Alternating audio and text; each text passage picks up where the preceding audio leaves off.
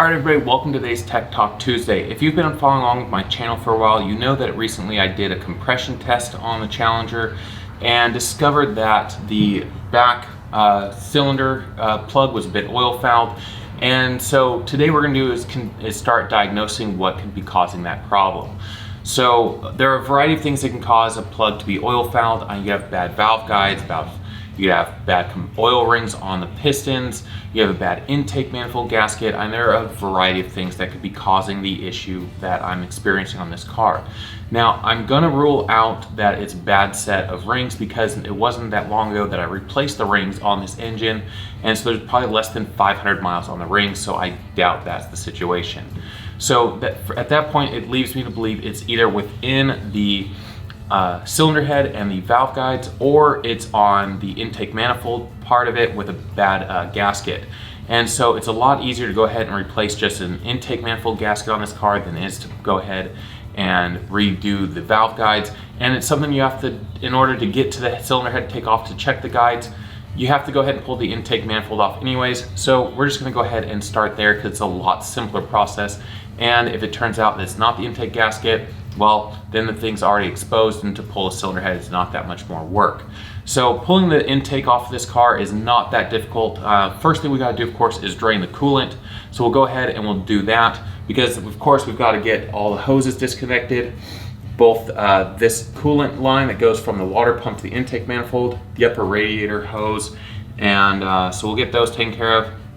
And then, of course, we gotta disconnect the fuel line and disconnect whatever wiring we've got.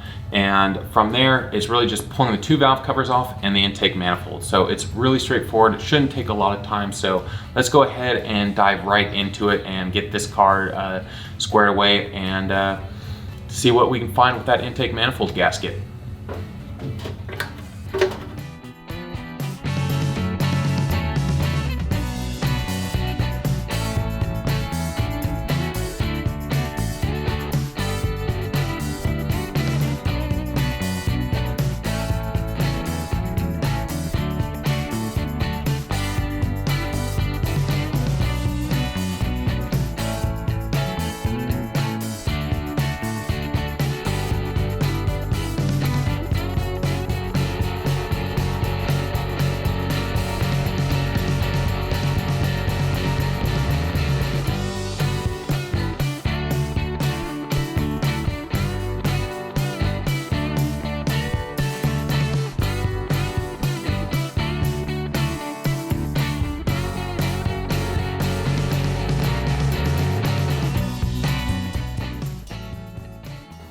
All right, so now we've got the coolant drained and we've got the valve covers off.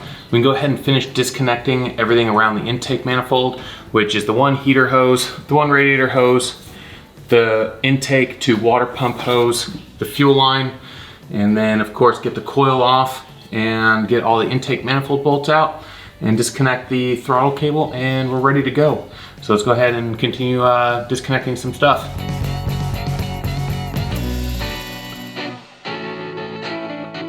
So I should have done this a couple of months ago when I first discovered the oil fouled plug, but I don't really like coolant. It tends to make a bit of a mess under even the best of conditions. So I've just put it off till now, but I've got a driving season ahead of me and I need to go ahead and just get off my lazy butt and do this work. So that way we can make sure the car is ready for the driving season, and especially considering I want to be driving out some distances and not just here around town. So go ahead, do the work, and make sure everything's in tip-top shape for taking this car out so I don't have to risk getting stranded anywhere.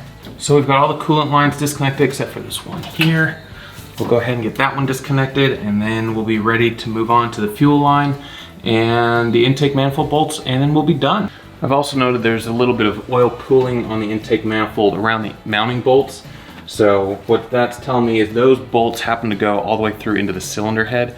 And so what I need to do when I put this intake back on is put some black RTV on the threads of those bolts to keep the oil from going up the threads and pooling on the intake. That's probably also part of the intermittent smoking issue I'm getting, is not only the one oil valve plug that is probably due to an oil or an intake manifold leak, but also having oil pooling up on the intake and then burning off. All right, so now we've got everything disconnected, all the bolts undone. We can go ahead and pop this intake loose and get it out of the car. So go ahead. Here, see if we can't convince it to come loose. There we go. Wasn't too painful.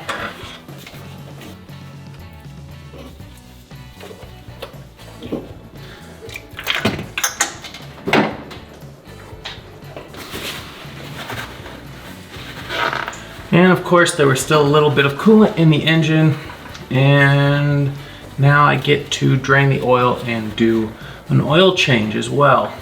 So now that we have the intake off, we can go ahead and do some inspections. And the intake gasket is definitely wet in the center here on both sides, which explains the pooling on top of the intake manifold. So we'll definitely need to go ahead and address that with the new gasket set. But overall, everything looks pretty good. I'm not seeing any real indication that there was oil going into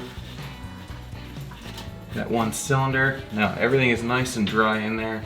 There's no oil in there. So unfortunately, that means that it was not the intake manifold that was causing that number 8 plug to be fouled. It is most likely the guides on the cylinder head. So that is most unfortunate. So now I'm gonna have to make a decision on what I wanna do, if I wanna go ahead and just button the car back up, put it back together, so that way I can at least drive it around town. But I'm definitely not gonna be driving any distances. The proper thing to do, of course, is gonna be to pull the cylinder head, send it out to the machine shop, and have it machined and new guides put in, but we'll see if I wanna go ahead and do that now or not. We'll make that decision at a later date, but as of now, it looks like our problem is definitely the cylinder head, not the intake manifold gasket, which was unfortunately, that was the feeling I was having, possibly based off of the video from the borescope that I had, because I didn't see any pooling of oil in that cylinder, or in that intake runner rather. And but this definitely verifies it, that is not the cause of that oil valve plug. So we could be valve guide seals up here on the top, or it could be the guides itself. Either way, the cylinder head has to come off in order to take care of that. And we'll leave that for another day. So I hope you liked today's video. I hope you found this information useful as always. If you did, go ahead and smash that like button. Give me a thumbs up. Helps me out tremendously with that YouTube algorithm.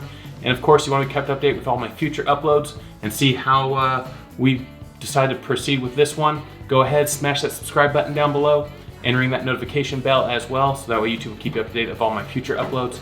And as always, guys, I will see you the next video.